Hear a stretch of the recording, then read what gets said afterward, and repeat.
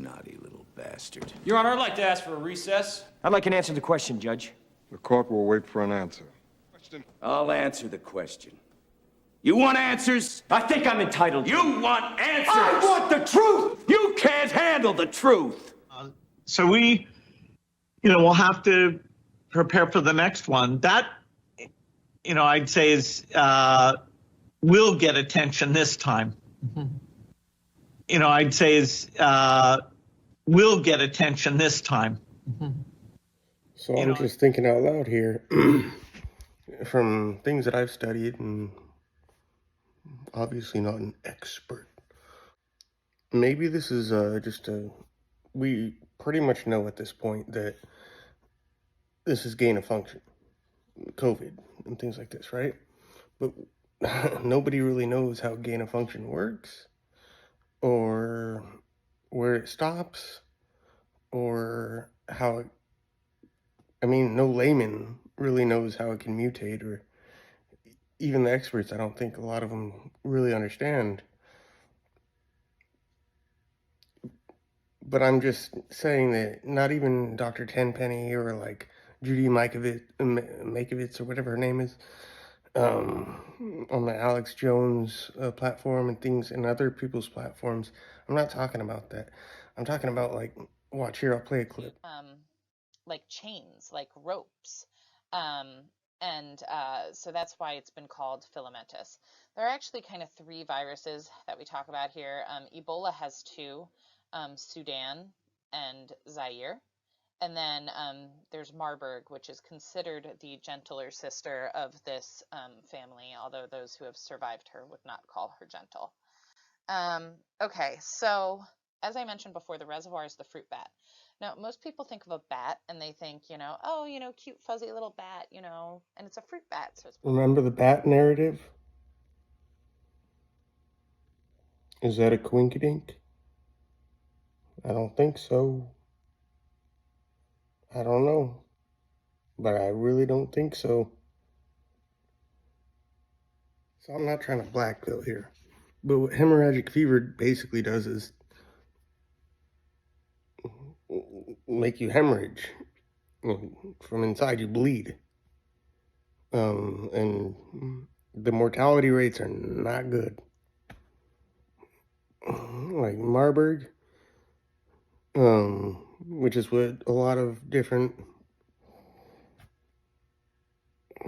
I guess, so-called doctors and virologists have been coming out and talking about, is probably what they think is going to happen, kind of more or less. But Ebola would be like, especially a different form of Ebola that was gain of function.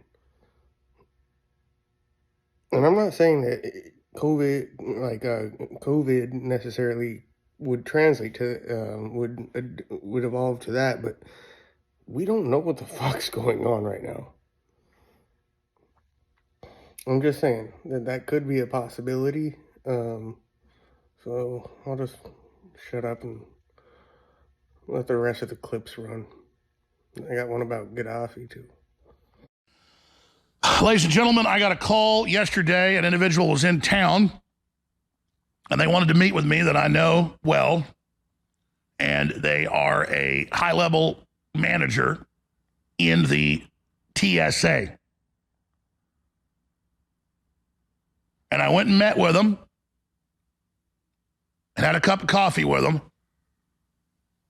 And they said, you got to warn people. Tuesday, we got called in, the managers, and told that by the middle of September, that the new policy is being written, that this is done. They were told this is happening. This is not hypothetical. You will all have to wear masks again, and so will airport employees. Then by the middle of October, they are going to say that everyone flying has to wear a mask. And in the meetings, people began to ask them, well, why is this happening? They said, well, because of the new variant in Canada, And because of the WHO, they may, declare this. But regardless, we've been told this is going to happen. They were told, we expect by December a return to the full COVID protocol of 2020, 2021. And I was given many more details. I wrote down notes on it. Today, there is swine flu. Perhaps tomorrow there'll be fish flu.